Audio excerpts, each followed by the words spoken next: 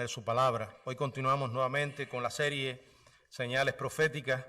El pasaje que nos ocupa para la reflexión de esta mañana está en el libro de Apocalipsis, en el capítulo 14, donde tuvimos la lectura devocional en los versos del 6 hasta el 11.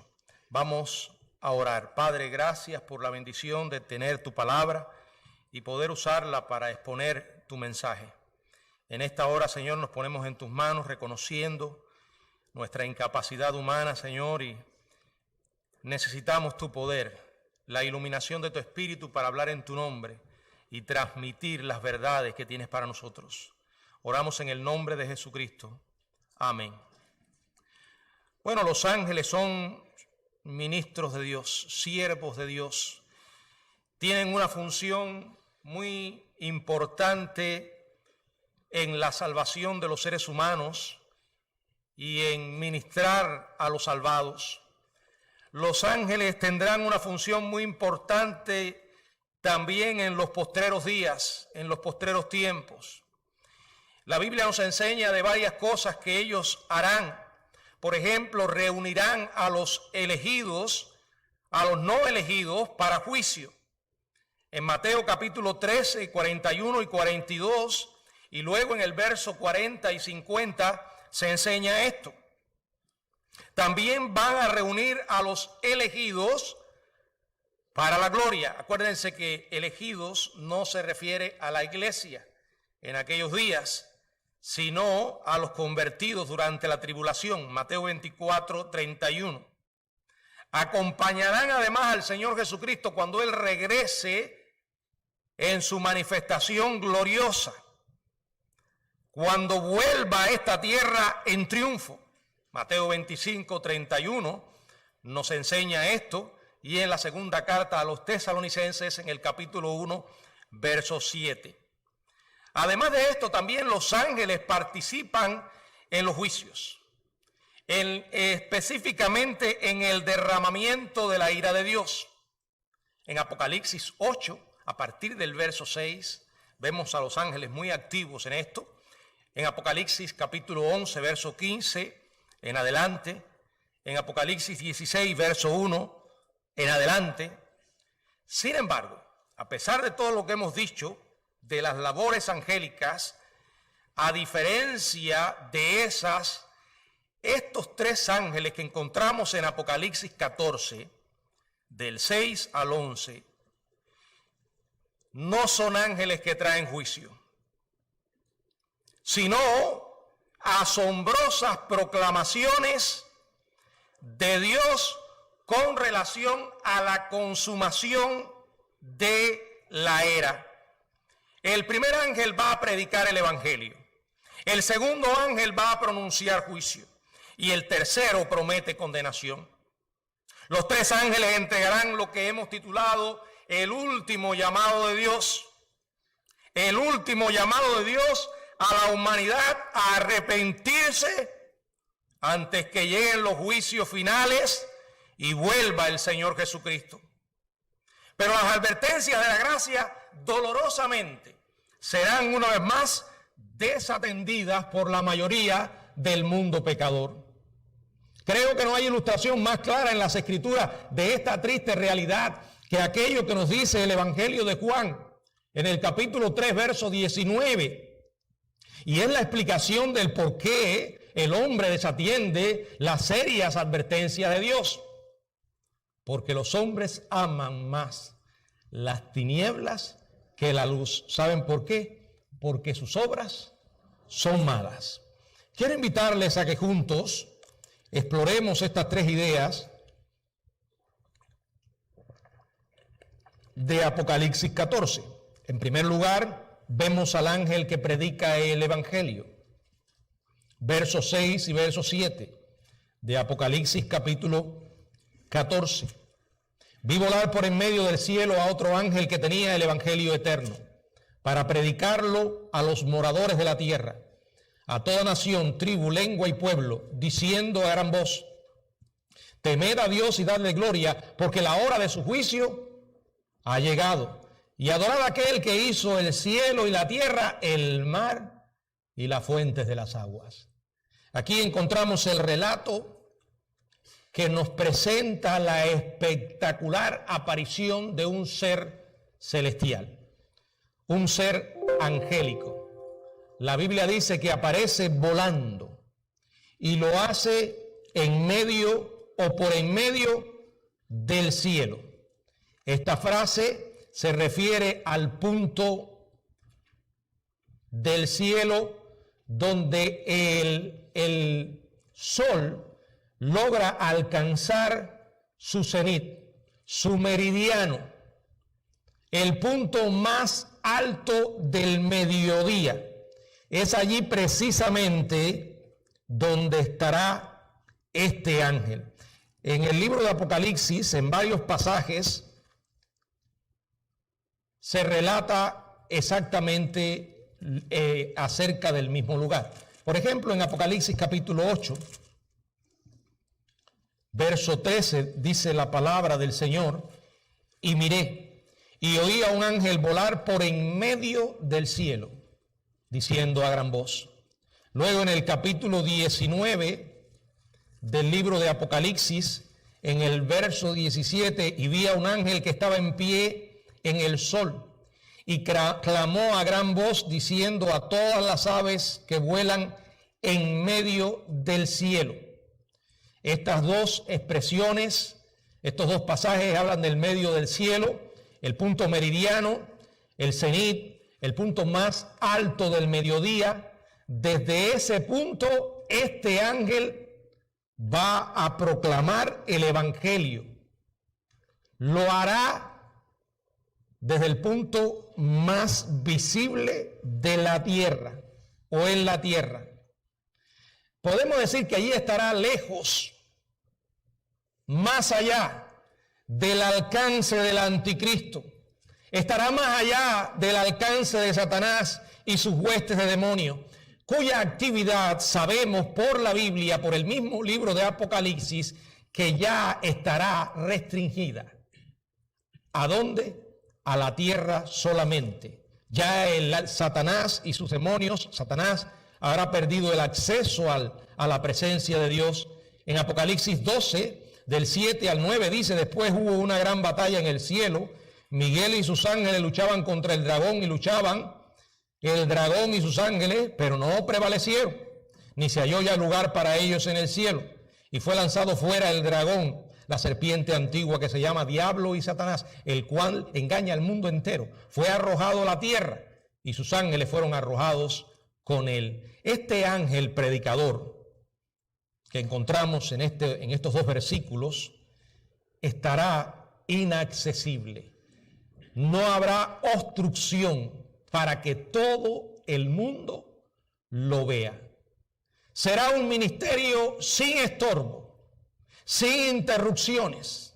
Su proclamación será alcanzada y escuchada por el mundo entero. En el tiempo en que el ángel comienza su ministerio, ubicándonos en ese contexto, tendremos a un mundo que habrá sufrido devastación a consecuencia de los juicios de los sellos, las trompetas. Despiadados holocaustos habrán estremecido al mundo, y los cielos, por lo general estables, se habrán convertido en una fuente de terror. Recordemos lo que dice Apocalipsis capítulo 6, del 12 al 14. Dice la palabra: y miré, cuando abrió el sexto sello, y he aquí hubo un gran terremoto, y el sol se puso negro como tela de silicio, y la luna se volvió toda como sangre, y las estrellas del cielo cayeron sobre la tierra, como la hoja de higuera, como la higuera deja caer sus higos cuando es sacudido por un fuerte viento. Y el cielo se desvaneció como un pergamino que se enrolla, y todo monte y toda isla se removió de su lugar. Ese será el caos en que el mundo de aquellos días estará viviendo. Ahora, recuerden que no es la primera vez que van a escuchar el evangelio. Ya habrán oído el evangelio predicado por los 144,000 evangelistas judíos, ya habrán escuchado el evangelio predicado por los dos testigos, se habrá estado escuchando el evangelio predicado por incontables miles de otros que se salvarán con su ministerio. Sin embargo, dolorosamente, a pesar de todo esto, del desastre en que la humanidad estará viviendo, a pesar de tantas y tantas predicaciones, la mayoría rechazarán el evangelio. Así que no se desanime porque la persona que usted tiene a su lado quizás, o la persona con la que usted se relaciona y ama, y ya le ha predicado tantas y tantas veces y una y otra vez rechaza, persista, siga orando por esa vida, siga hablándole de Jesucristo. No es suficiente orar. Es necesario exponer verbalmente la verdad del evangelio. Acuérdese que usted está tratando con alguien ciego, endurecido, esclavo del pecado, alguien que está bajo la potestad del príncipe de las tinieblas, el espíritu que dice la Biblia que opera sobre los hijos de desobediencias. Consuélese en que para Dios nada es imposible. Pero cuando una persona se endurece, rechazando una y otra vez, llega a un punto de no retorno. No porque Dios no lo salve, sino porque la persona no se quiere salvar. Miren lo que dice Apocalipsis. Siempre que leo estos versos, me conmuevo, me sacude la dureza humana. Apocalipsis 9, y los hombres que no fueron muertos con estas plagas, ni aún así se arrepintieron de las obras de sus manos, ni dejaron de adorar a los demonios y a las imágenes de oro, de plata, de bronce, de piedra, de madera, los cuales no pueden ver, ni oír, ni andar, y no se arrepintieron de sus homicidios, ni de sus hechicerías, ni de su fornicación, ni de sus hurtos. Imagínense viendo el mundo despedazarse, viendo a la gente morir de un lado y de otro, familias, amigos, y aún así no se arrepienten. Y esa falta de arrepentimiento se manifestará en volcarse a todo lo que Dios condena. La idolatría, que no es más que la adoración de los demonios. Y no se arrepentirán de sus homicidios, ni de sus hechicerías, ni de su fornicación, ni de sus hurtos. Apocalipsis capítulo 16, verso 9. Y los hombres se quemaron con el gran calor, blasfemaron el nombre de Dios, que tiene poder sobre esta plaga, y no se arrepintieron para darle gloria. Tremendo. Verso 11 del mismo capítulo 16, y blasfemaron contra el Dios del cielo por sus dolores y por sus úlceras, y no se arrepintieron de sus obras. Por consiguiente, Dios en su gracia envía una vez más a un poderoso ángel para predicarles el evangelio.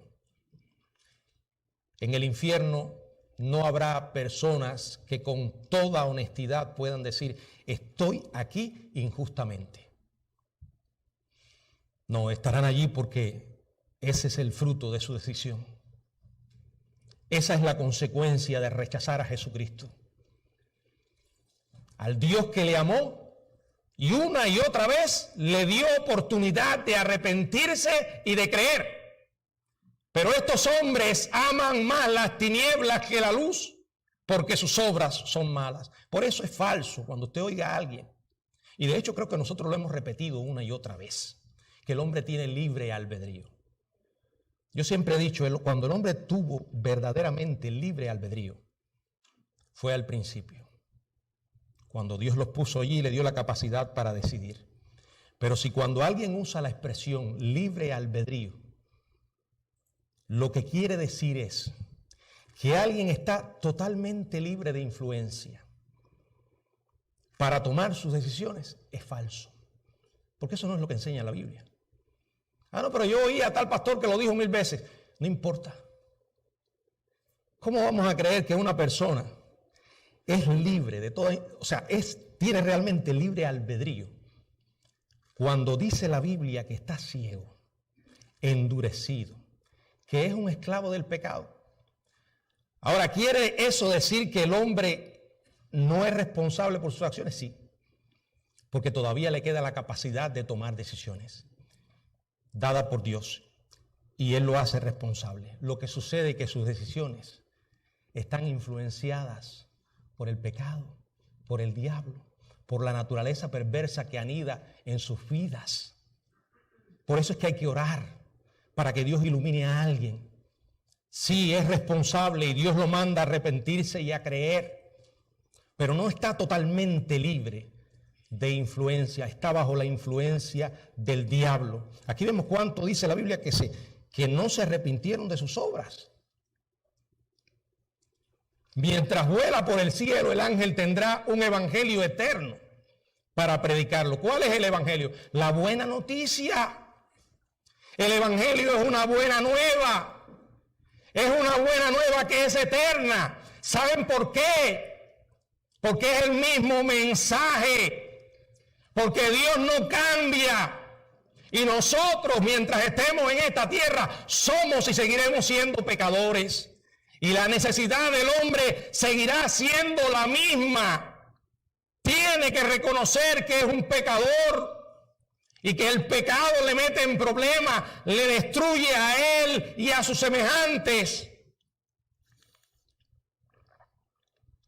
El evangelio es eterno porque ofrece el camino para la vida eterna. Un solo camino. Por eso los cristianos no nos podemos dejar llevar por esa basura de la inclusividad. ¿Verdad? Eso está de moda hoy. Es como destapar un tanque de basura y decir aquí cabe todo el mundo. El viernes hablaba de que el evangelio es exclusivo. Así que no tenga miedo de que alguien le califique de excluyente. Porque el mismo evangelio excluye. ¿Excluye a las personas? No. Pero sí excluye la posibilidad de otros medios de salvación. Dice la Biblia, y en ningún otro hay salvación. Óigame, ¿tiene Dios que ser más claro? No se deje engañar por esa basura de que todos los caminos llevan al cielo, no.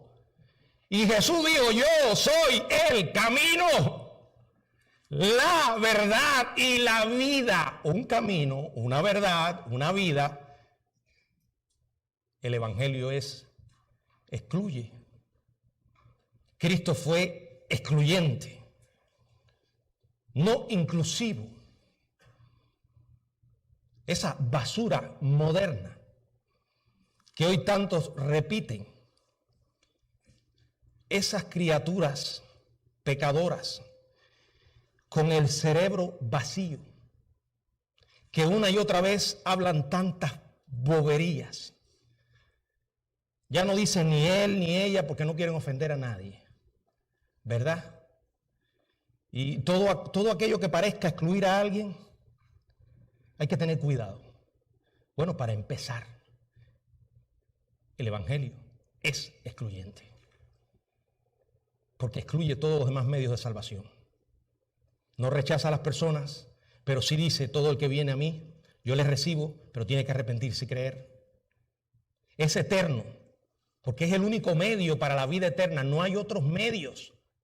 Será un mensaje predicado a los moradores de la tierra. Esta es una frase que significa todos aquellos que estarán vivos en el planeta Tierra en aquellos días y que viven todavía o vivirán todavía sin Dios. Además, hay una frase global. Toda nación, toda tribu, toda lengua. El mensaje es para el mundo, para la humanidad. Los musulmanes no se pueden salvar por otro Dios que no sea el Dios de la Biblia. No hay otra manera. Los judíos Sí, creen en Jehová y el Dios del Antiguo Testamento, pero si no aceptan a Jesucristo están perdidos. El budismo, no sé, podríamos mencionar todas las otras religiones. Y el mensaje será: teman a Dios y denle gloria. En aquellos días será la falta de temor a Dios un pecado muy común, como lo es hoy. ¿Lo duda? A veces hay algunos que se llaman cristianos y viven como si Dios no los viera. De verdad que mientras más tiempo llevo en el ministerio, más paciencia tengo que pedirle al Señor. Porque se me hace difícil ver algunas personas que dicen: yo amo a Jesucristo, y hacen cada cosa. Yo a veces pienso: ¿de verdad? ¿Tú crees que hay momentos en los que Dios se duerme? ¿O en que Dios no ve? Es una falta de temor a veces dentro del pueblo de Dios, porque no todos los que están, no son todos los que están, ni están todos los que son. Y en la sociedad, usted ha visto con la facilidad que la gente se burla de Dios. Hace un tiempo, en un país, ahora no recuerdo el nombre, estaban dando un programa en el que trataban de fomentar la ideología de género y la inclusividad. Y un pastor se le ocurre entrar allí con un trapo sodómico, como dice Nicolás Márquez. ¿Saben lo que es el trapo sodómico? La mal llamada bandera gay. Eso no es ninguna bandera, eso es un trapo sodómico. De verdad que tienes razón. Entonces lo que hace es que él tira el trapo en el piso y se le para encima. El que estaba frente a en esta reunión se ofendió profundamente. Bueno, vamos a pensar que quizás fue un poco agresivo el pastor, pero voy a terminar la historia. Ese sujeto que estaba allí se ofendió grandemente, que demandó al pastor. Ahora, ese sujeto que estaba dirigiendo la reunión es un actor cómico. Y en sus programas que transmite semanalmente, se burla de los cristianos, de los curas, de las monjas, pone parodias grotescas de Dios. Y nada pasa. ¿Se dan cuenta? Ahora, si a alguien se le ocurre burlarse de Alá, está en problemas. Pero como los cristianos, los más mandados, los más agresivos, entre comillas, en el pueblo de Dios, lo que llegan a hacer es ese acto de protesta encima de un trapo, porque no es una bandera. Y no somos capaces, porque la Biblia no nos ampara, para llegar a una persona y quitarle la vida o amenazarlo de muerte. Entonces hacen todo lo que quieran. Por eso es que usted ve constantemente programas de televisión donde se burlan de Dios, de los cristianos, de la Biblia, de la fe. Hacen películas blasfemas. No hay temor de Dios. Y en consecuencia no le dan la gloria a Dios. Le dan la gloria al hombre. Le dan la gloria a las ideologías humanas, a las filosofías humanas. Pero aquí el ángel le dice: arrepiéntanse, teman a Dios. No le teman a los hombres. Por malos y perversos que sean, lo que el hombre te puede hacer está limitado. Ningún hombre tiene poder sobre la vida del ser humano más allá de la muerte. Pero ¿saben qué? Dios sí. Tiene poder sobre el hombre de este lado y en la eternidad. ¿Ustedes recuerdan lo que hizo Jesús? ¿O lo que dijo Jesús? Yo les voy a enseñar a quién tienen que temer. Aquel que después de muerto puede echarlo al infierno. Es la eternidad. Y él le dice en este capítulo 14, versos 6 y 7, Teman a Dios, denle gloria, porque la hora de su juicio ha llegado. Adoren a aquel que hizo el cielo y la tierra, el mar y las fuentes de las aguas. Arrepiéntanse. La oportunidad se desvanece. Vendrá y hará juicio. Esto parece una advertencia innecesaria, sobre todo por lo que las personas hasta ese momento ya han experimentado. El juicio de los sellos, de las trompetas, la tierra destruida por las guerras mundiales, el hambre, los terremotos, la destrucción total del medio ambiente, hoy que es tanto motivo de preocupación por muchos.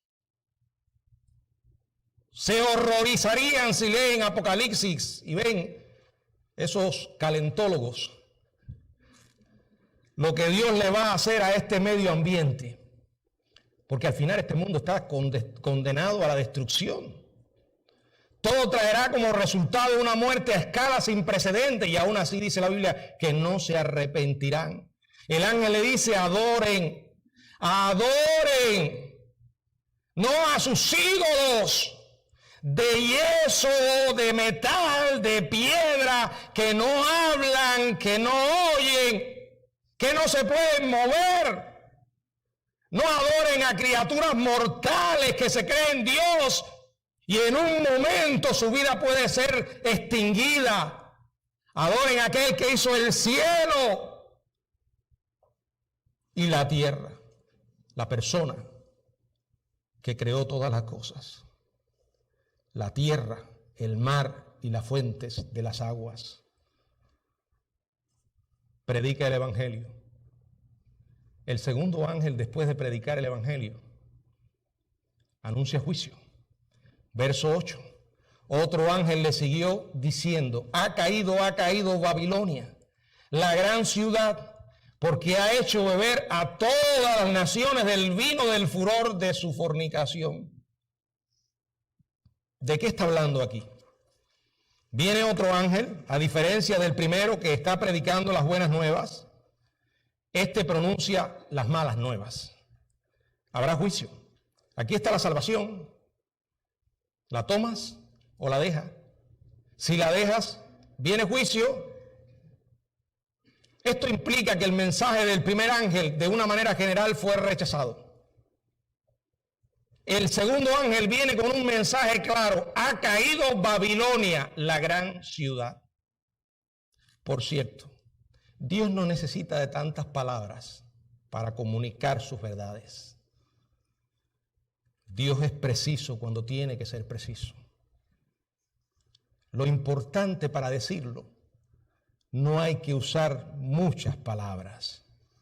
El hecho es: el imperio del anticristo, el imperio más poderoso en la historia humana, será destruido. Algo que podía parecer inconcebible para aquella gente, como mismo hoy parece inconcebible para muchos que viven en este imperio, que esto se vaya a caer algún día. Se va a caer. Bueno, ya se está tambaleando. No haga sus tesoros de este lado. No lo haga, no cometa ese error. Babilonia en este pasaje no se refiere a una ciudad precisamente, sino a todo el imperio político, económico, religioso que el anticristo establecerá a nivel mundial. ¿Hacia dónde vamos? Ya hoy la humanidad comenzó a caminar en esa dirección. No hemos llegado. Los cristianos no vamos a estar aquí cuando se llegue allí, pero ya salimos. Y aquí me gustaría citar las palabras de César Vidal, muy interesante. Por eso él dice, en un libro que publicó hace poco, y tituló Un mundo que cambia, y él decía: la gente hoy no se da cuenta que este mundo ha cambiado. Y que la gran batalla que se libra hoy no es entre demócratas o republicanos, izquierda o derecha. La gran batalla que el mundo libra hoy es entre globalistas y patriotas. Qué verdad tan grande. Porque como alguien dijera, no es que estamos en los últimos tiempos, yo creo que estamos en los últimos días. El mundo ya salió en esa dirección. Gente poderosa quiere que este mundo se una. Que los valores patrióticos se despedacen. Para eso crean caos, crean crisis. Cuando yo veo todas esas noticias y las paso por la Biblia, digo, es que vamos hacia allá, al imperio del anticristo. Un imperio que va a tener fin, porque Dios lo va a destruir. Dice la palabra que será destruido. Esto es lo que dice este ángel. A la última Babilonia, personificada como una ramera, se le describe como que ha hecho beber a todas las naciones del vino del furor de su fornicación. Hermanos, toda esta ideología globalista está permeando todo el mundo. Todo el mundo. No importa si es un país comunista o no lo es. Esta ideología globalista o este movimiento de nuevo orden mundial con sus pilares como la ideología de género, el aborto, el calentamiento global y otras cosas están en el mundo entero. Por eso citaba las palabras de César Vidal, porque a veces usted dice, bueno, este es una persona de derecha. Se supone que va a ser una persona patriótica, nacionalista, pues se va a comer tremendo cable, porque ese veneno está en todas partes. En todas partes. El diablo quiere formar un reino. Lo intentó muchas veces, lo intentará una vez más, pero Dios le va a poner fin. Y dice aquí que el mundo estará ebrio, engañado y seducido por la falsa religión babilónica dirigida por el anticristo. La palabra furor describe deseos fuertes y consumidores. Como resultado de su pasión, los pecadores se verán atrapados en orgía de rebelión, idolatría, aborrecimiento a Dios. Aunque el pecado sexual será desenfrenado, la fornicación de la que se habla aquí es la prostitución espiritual de la religión falsa del anticristo. O sea, es una amalgama que va a crear con toda la basura que ha existido, existe y existirá en el orden religioso. Gente que hablará de Dios, pero con sus hechos lo van a negar. Gente que arrinconará la Biblia y las verdades que contiene por calificarla de un libro atrasado. Habiéndose impregnado del vino de la seductora ramera, las naciones del mundo seguirán su curso, alejándose de Dios y terminarán bebiendo del vino de la ira de Dios. No habrá mejoría para el hombre. Yo creo que es utópico y ser demasiado ingenuo pensar que la sociedad humana va a mejorar por sí misma. Los que tenemos la revelación de Dios sabemos que no va a pasar eso. La Biblia dice que los hombres irán de mal en peor, engañando y siendo engañados. La Biblia dice que vendrán tiempos peligrosos. Pero aparte de la revelación de Dios, haciendo un análisis más, digamos, imparcial, basta con que uno mire su vida pasada y analice. Desde que nació y tuvo uso de razón hasta el presente, ¿usted cree que los seres humanos han mejorado? Bueno, para ser honestos, sí han mejorado en el orden científico, médico, tecnológico. Es verdad que el desarrollo que ha alcanzado la humanidad es único. Pero en el orden moral y espiritual, ¿de verdad usted puede decir que el hombre ha mejorado? No. El hombre va en marcha hacia su propia destrucción. Y lo único que puede cambiar ese rumbo es el Evangelio de Cristo. El tercer ángel promete condenación. Verso del 9 al 11. Y el tercer ángel lo siguió, diciendo a gran voz: si alguno adora a la bestia y a su imagen, y recibe la marca en su frente o en su mano, Él también beberá del vino de la ira de Dios que ha sido vaciado puro en el cáliz de su ira, y será atormentado con fuego y azufre delante de los santos ángeles y del Cordero.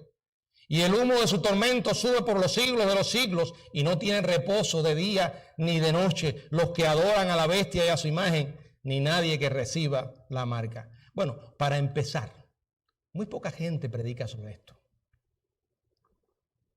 porque no es un mensaje agradable al oído humano, ¿verdad? No es un mensaje políticamente correcto, políticamente aceptable. O sea, es un mensaje fuera de la corrección política. Es el mensaje de Dios, y como Dios no tiene que rendirle pleitesía a nadie, ahí está su verdad desnuda, clara, innegable. Dios pone el evangelio, primer ángel. Segundo, lo rechazan, anuncia juicio. Y tercero, anuncia condenación. Esto es una advertencia que dice que se hará a gran voz. Todos lo van a escuchar en aquellos días. Es una advertencia terrible. Dice que si alguno adora a la bestia, al anticristo, y a su imagen, y recibe la marca en su frente o en su mano. Bueno, para empezar, cualquiera que hoy en el presente adore a otro Dios fuera del Dios verdadero, está condenado. Está condenado. En aquellos días pondrán en el trono a un hombre, a su imagen. Harán causa común con él y le ofrecerán lealtad al marcarse en la mano derecha o en la frente. Les parecerá que están tomando la mejor decisión de sus vidas, que están apoyando al bando triunfante. Pero el ángel les advierte que es un error. El que tomó el vino de la ramera Babilonia también beberá del vino de la ira de Dios, que ha sido vaciado puro en el cáliz de su ira. Miren, beber el vino de la ira de Dios es sufrir su ira. Miren lo que dice el Salmo 75, 8. Salmo 75, 8. Porque el cáliz está en la mano de Jehová, y el vino está fermentado, lleno de mistura, y él derrama el mismo. Hasta el fondo lo apurarán. Lo beberán todos los impíos de la tierra. Isaías capítulo 51, verso 17. Despierta, despierta, levántate, oh Jerusalén, que bebiste de la mano de Jehová el cáliz de su ira. Ese es Isaías 51, 17, pero también dice en el 22, así dijo Jehová, tu Señor, tu Dios, el cual aboga por su pueblo. He aquí he quitado de tu mano el cáliz del aturdimiento, los sedimentos del cáliz de mi ira. Dios se enoja. Dios se llena de ira. ¿No les gusta? Pero es lo que dice la Biblia. Es cierto que la ira de Dios no es como la ira de nosotros. Es cierto que el enojo de Dios no es como el enojo de nosotros. Pero Dios responde ante el mal. Dice la Biblia que será vaciado puro en el cáliz de su ira. Vaciado puro, mezclado sin diluir. Esto era una práctica antigua, o se refiere a una práctica antigua de diluir el vino en agua. Sin embargo, el vino que llena el cáliz de la ira de Dios es un vino fuerte, sin diluir. O sea, la ira escatológica de Dios será una venganza sin diluir, sin la mezcla de asomo alguno de compasión. Miren, hay muchos predicadores hoy que no necesariamente no usan la Biblia, la usan. A veces para justificar lo que están diciendo. Pero cuando usted los escucha, son más psicólogos que predicadores. Y le dan a la gente más masaje que mensaje. Una peculiaridad de este tipo de predicación positivista, solo eso. Terapia psicológica, solo eso. Es que esto no lo mencionan. No hablan del arrepentimiento. No hablan del infierno. ¿qué se les va a ocurrir a ellos hablar de este pasaje de Apocalipsis? En estos días yo estaba pensando en que a veces hay gente que se van de ciertas iglesias porque se ofenden cuando el pastor aprieta un poco la tuerca y dice algunas cosas que no son agradables escuchar. Pero yo le decía a mi esposa, yo no temo eso en la iglesia del camino. ¿Sabes por qué? Porque los que van allí, ¿saben lo que van a oír? ¿Saben lo que van a escuchar? Y aunque las cosas que escuchen son duras, saben que son la verdad. Y los que me escuchan predicar, saben que yo he predicado de todo. Te puedo predicar un mensaje positivo, reconfortante, pero necesito decirte la verdad también del arrepentimiento y el pecado. ¿Por qué esto no es agradable? Primero, porque habla del infierno, del juicio. Y en segundo lugar, esto dice claramente que el infierno es eterno. No solo que vas a ser condenado, sino que vas a ser condenado eternamente. Oh, eso es desagradable. Fíjense lo que dice, el vino de la ira de Dios, y la persona será atormentada con fuego y azufre. Atormentado se refiere a sufrir de manera incesante un dolor insoportable. Para aquellos que Dios obligará a tomar el cáliz de su ira, no habrá disminución atenuante en su tormento. No disfrutarán un momento de descanso en la eternidad.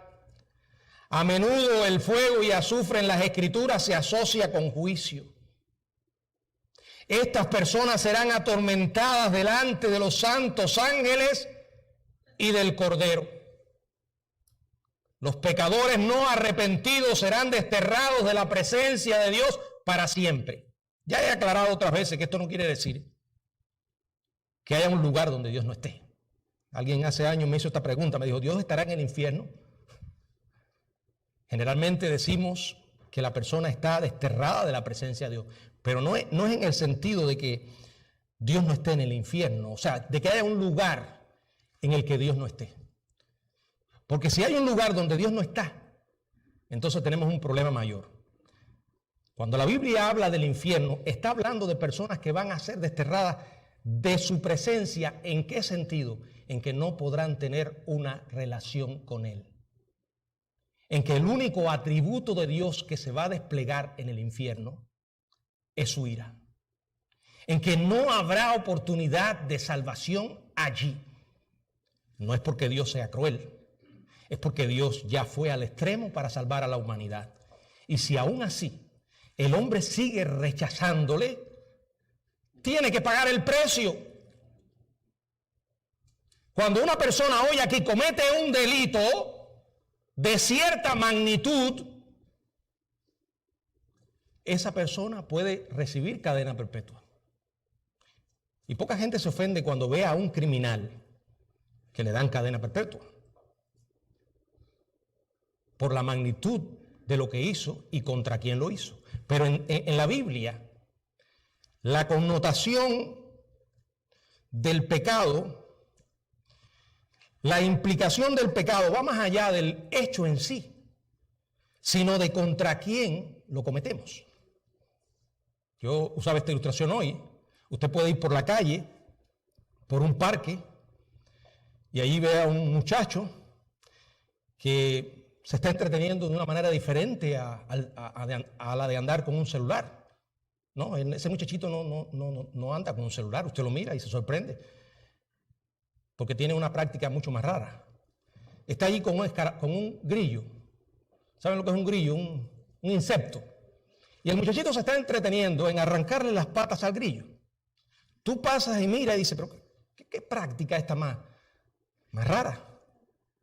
Pero tú no te vas a detener allí a decirle, oye, deja el grillo tranquilo. Tú sigues. Al otro día vuelves a pasar y el muchacho no está con el grillo, está con un sapo o una rana. Si la que pasa es mi esposa, no le va a importar. Pero cualquier otra persona que pase por allí y lo vea con una rana arrancándole las patas, se molesta más. O sea, dice, este muchacho está mal. Pero no te vas a detener por la rana a discutir. No, sigues. Pero imagínate que al tercer día tú pasas por allí y lo ves con un bebé acostado. No, primero, un cachorro, un perrito. Lo tiene aguantado y está tratando de arrancarle las patas al perro. Oh, ahí sí se detiene. Oye, para o voy a llamar a la policía. Imagínense al cuarto día. Usted pasa por allí y lo ve con un bebé puesto en el banco, llorando y tratando de arrancarle las articulaciones al bebé. Ahí se detiene. Si tiene que pelear, pelea. Llama a la policía. ¿Qué pasó? Bueno, estaba cometiendo el mismo pecado. ¿Qué cambió? El hecho de contra quién lo estaba cometiendo. ¿Se dan cuenta? Por eso es que cuando decimos que el pecado es una ofensa contra Dios, las implicaciones son grandes. Grandes. Por eso no importa ese almíbar que la gente quiere echar sobre los mensajes para no ofender la sensibilidad de las personas, porque hablarle del infierno, si hay un infierno, es el lugar de condenación que el hombre elige después de haber rechazado al Dios vivo. Dios ofreció a Jesucristo. ¿Saben quién era? El amado Hijo de Dios. Lo envió para salvar a una humanidad irremediablemente perdida en el plano humano. Y aún así el hombre le desprecia, le da la espalda, se burla de Dios, se burla de Cristo.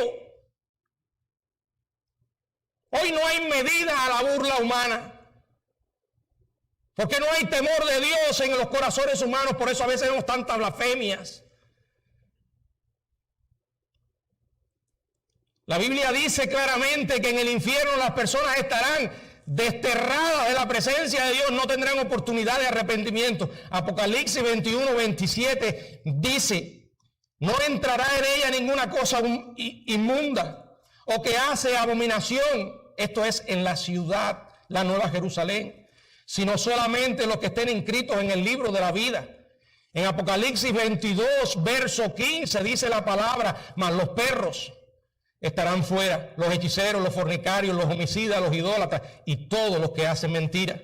En Mateo capítulo 7, verso 23, la palabra de Dios dice exactamente, y entonces os declararé, nunca os conocí, apartados de mí, hacedores de maldad. Mateo capítulo 25, verso 41. Dice la palabra de Dios,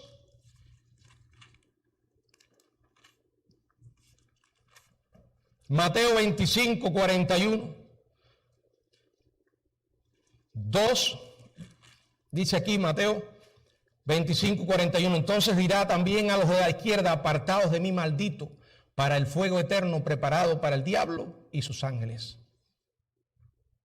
Por eso es que el Señor dice que el infierno será un lugar de castigo por el Dios vivo, que es capaz de destruir el alma y el cuerpo en el infierno. Por cierto, otro detalle, esa condenación será eterna. Dice que su tormento sube por los siglos de los siglos. Dice que no tienen reposo de día ni de noche. Dice que el humo del tormento de los malvados sube por los siglos de los siglos. ¿De dónde sacan algunos la equivocada idea de que el infierno no será eterno? Es producto de sus mentes, pero no de la Biblia. Permítame tomarme unos minutos para demostrarle por la Biblia lo que estoy diciendo. Isaías 66. El profeta Isaías dice en el verso 24, y saldrán y verán los cadáveres de los hombres que se rebelaron contra mí, porque su gusano nunca morirá, ni su fuego se apagará. Qué tremendo. Eso lo dijo Isaías. Ahora miren lo que dice Daniel, capítulo 12. Todos hablando por inspiración divina. Verso 2. Y muchos de los que duermen en el polvo de la tierra serán despertados, unos para vida eterna y otros para vergüenza y confusión perpetua. Si les parece poco, dice Juan el Bautista en Mateo capítulo 3, verso 12. Mateo capítulo 3, verso 12. Su aventador está en su mano y limpiará su era y recogerá su trigo en granero y quemará la paja en fuego que nunca se apagará. Bueno, alguien más tiene todavía que decirnos. El apóstol Pablo, en la segunda carta a los tesalonicenses, en el capítulo 1, verso 9, los cuales sufrirán pena de eterna perdición, excluidos de la presencia del Señor y de la gloria de su poder. Todos estos hombres, hablando de parte de Dios, dicen que el infierno es eterno. Pero, a pesar de lo que estos hombres dicen, hay uno que fue el que más habló sobre el tema, el que más lo mencionó y el que con más claridad lo hizo, el Señor Jesús. Él habló del infierno como el lugar donde el fuego es eterno. Mateo 18:8. En Marcos 9:43 dijo que es un fuego que no puede ser apagado. ¿Cómo se les ocurre a alguno decir que lo que va a haber es una aniquilación? En Marcos 9:48 el Señor dijo, el fuego nunca se apaga. En Mateo 25:46 Jesús enseñó con toda la claridad que el tormento de los perdidos en el infierno va a durar tanto como las bienaventuranzas de los redimidos en el cielo. Aunque la sensibilidad humana se ofenda con el castigo eterno, esta es la enseñanza clara de la Biblia. Predicar diferente a esto o menos que esto no es ser fiel a la verdad. Las malas noticias, hay un juicio para un pecador que no se arrepiente. No te creas que te vas a salir con las tuyas. Podrás salirte con las tuyas temporalmente. Podrás estar huyendo de Dios de este lado y creer que de verdad estás huyendo. Pero va a llegar un día en que Dios te va a mandar a parar y te vas a encontrar con Él. Y te va a pedir cuenta de lo que has hecho de este lado con relación al mensaje que oíste.